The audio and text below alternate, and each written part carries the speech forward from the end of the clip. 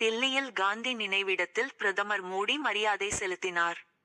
வளர்ச்சியடைந்த இந்தியாவை உருவாக்க காந்தியின் பாதையை பின்பற்றுவோம் என சமூக வலைதளத்தில் பிரதமர் மோடி பதிவிட்டுள்ளார். மகாத்மா காந்தியின் 157வது பிறந்த நாள் இன்று கொண்டாடப்படுகிறது. இதையொட்டி காந்தியின் உருவப்படங்கள் மற்றும் நினைவிடங்களில் தலைவர்கள் மலர் தூவி மரியாதை செலுத்தி வருகின்றனர்.